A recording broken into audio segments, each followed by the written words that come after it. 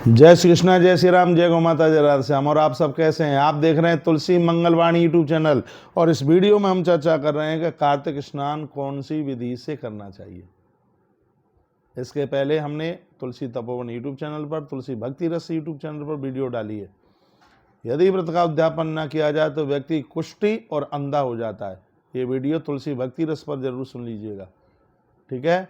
कौन से देवता को कौन से फूल भूल करके भी न चढ़ाएं, यह वीडियो हमारे तुलसी मंजरी यूट्यूब चैनल पर जरूर सुन लीजिएगा। और आइए अब हम तुलसी मंगलवाणी यूट्यूब चैनल के माध्यम से और आपको निवेदन करने के लिए जा रहे हैं कि कार्तिक स्नान करते समय कौन से नियमों का पालन करें, कैसे स्नान करें। घर में ही नहा लेंगे, सरोवरों में जाएं या मटके के पानी से नहा लें। इस विधि का बड़े विस्तार पूर्वक वर्णन किया गया है। आइए अब हम कर रहे हैं चर्चा, सावधान होकर के सुनिए। नाड़ी द्विया अवशिष्टायाम रात्र गच्छे जलाशया तिलगंधाक्षतई पुष्पई दीपाद्यई सहिता सूची। तो इसमें वर्णन किया गया है कि जब रात्रि 2 घड़ी बच जाए, सुबह ब्रह्म मुहूर्त में, हाँ 3 से 5 बजे के बीच में नहाने की बात कही गई है, तो तिल, चंदन, चावल, फूल और दिया लेकर जलाशय पर जाएं। समझ रहे हैं?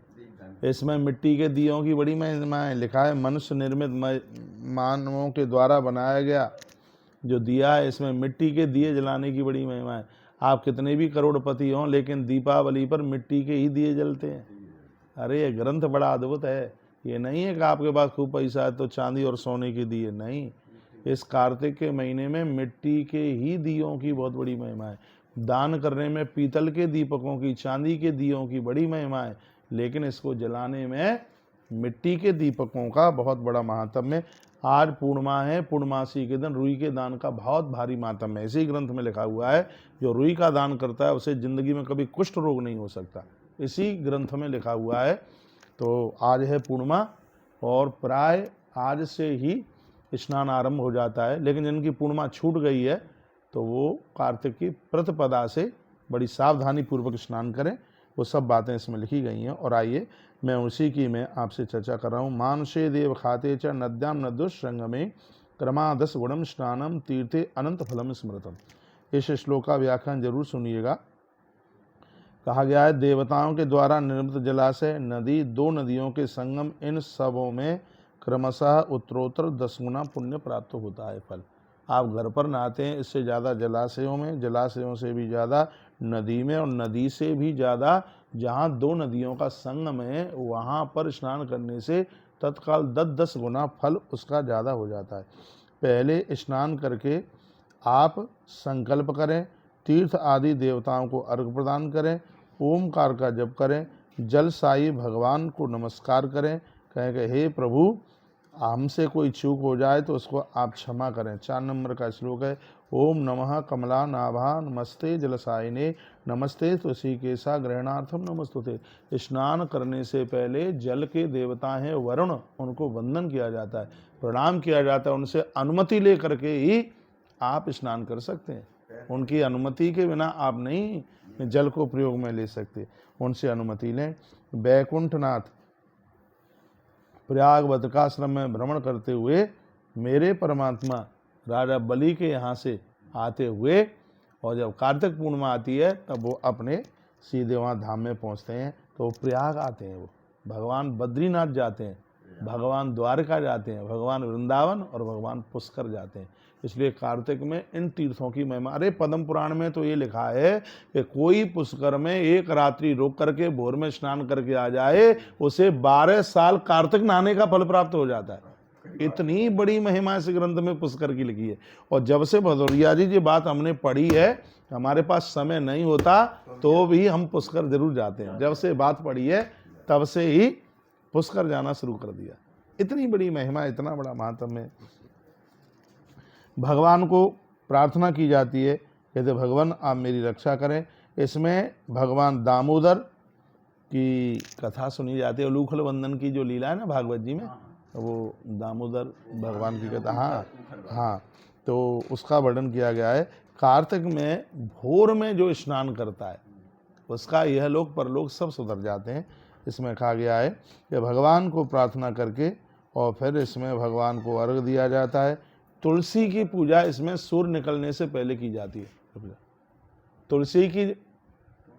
तुलसी की जो पूजा है, तुलसी की जो पूजा है, इसमें सूर्य भगवान की किरणों को निकलने से पहले इसमें तुलसी की पूजा की जाती है। एक बात और सुन लो इसमें, देखिए रविवार के दिन जल नहीं चढ़ाते मैया जी में, मैं भूल गया कहने में, रविवार के दिन तुलसी नहीं तोड़ते हैं, लेकिन ग्रंथ कहता है कि रविवार के दिन माँ का यदि पूजन नहीं किया, यदि जल नहीं दिया, तो आपका कार्तिक पूरा नहीं माना जाएगा। एक बार सभी भक्त सुनिए, ये बहुत मोस्ट बात है, बहुत जरूरी बात है। कार्तिक में रविवार 4 पड़ेंगे, आप तुलसी पत्र मन तोड़िए, लेकिन 1 लुटिया जल चढ़ाइए, माँ का बंधन कीजिए, पूजन कीजिए। देखो अभी मैंने पहले जो श्लोक बोला था, गणेशम तुलसी पत्रई, गणेश जी के ऊपर तुलसी नहीं चढ़ती, तो रविवार के दिन आप तुलसी नहीं तोड़ेंगे तो ये भी श्राप गणेश जी ने ही दिया है। वो गणेश पुराण की बड़ी लंबी कथा है,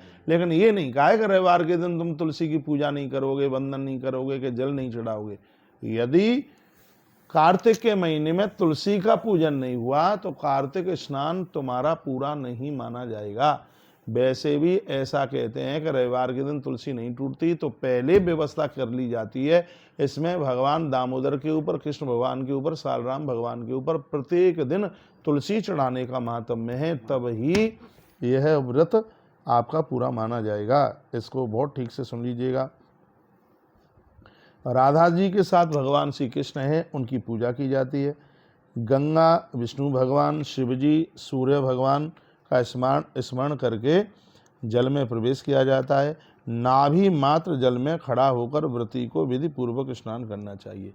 नदी में इतना घुस जाए, पानी में नाभि डूब जाए, इसमें ये वर्णन किया गया है।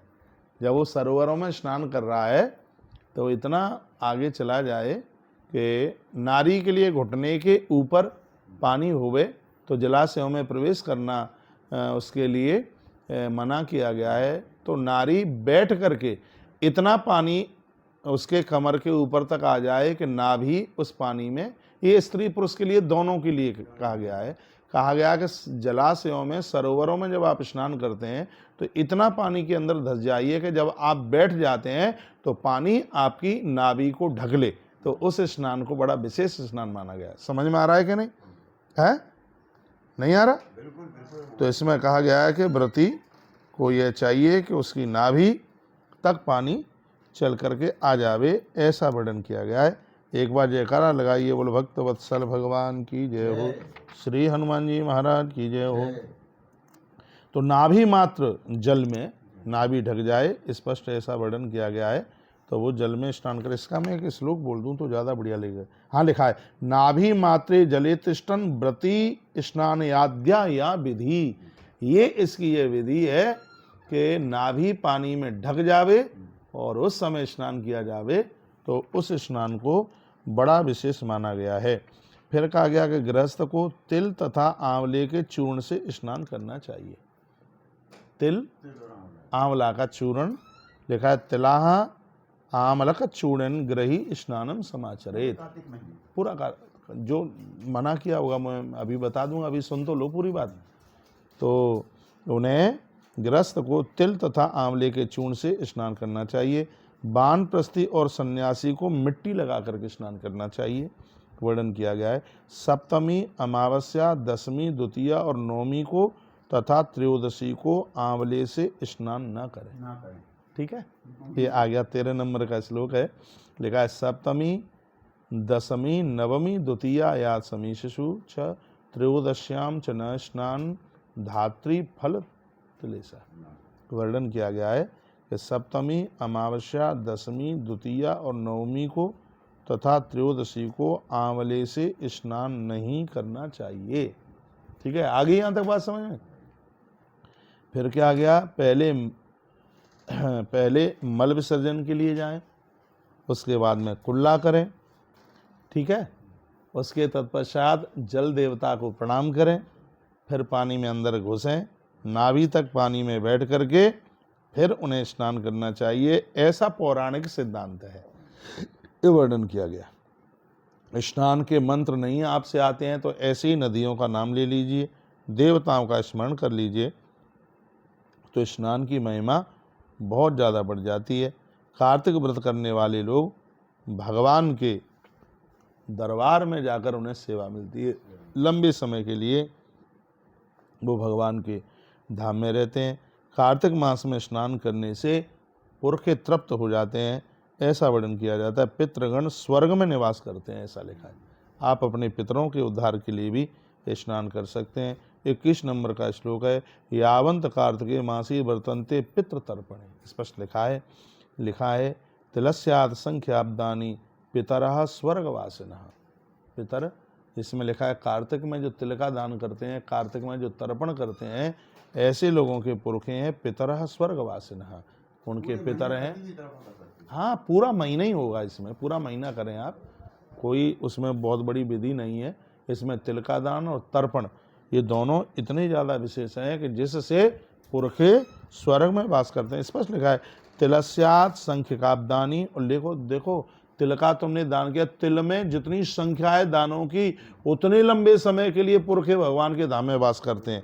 तो ये कितनी बड़ी महिमा हो गई है भैया तिल के दान की, इतनी बड़ी बात। यावंत कार्तिके मासी वर्तन्ते पितृ तर्पणे तिल तत्संख्याब्दानी पितरः स्वर्गवासिनः। उन तिलों की जितनी संख्या है उतने लंबे समय के लिए पुरखे भगवान के धाम में वास करते हैं। तत्पश्चात पवित्र वस्त्र धारण करके फिर हरि की पूजा करें, भगवान की पूजा करें। फिर तीर्थ आदि देवताओं का स्मरण करके उनकी पूजा, चंदन फूल फलों से उनकी पूजा करें। कार्तिक मास में विधि पूर्वक स्नान करने वाले मुझ व्रती के द्वारा दिए गए अर्घ को वो प्रणाम करके कहता है, जो कार्तिक स्नान करता है, हे प्रभु मैंने अर्घ दिया है, उसको आप ये स्वीकार करें। ब्राह्मण के मुख से कार्तिक के महीने में कथा सुनने की बहुत बड़ी महिमा है।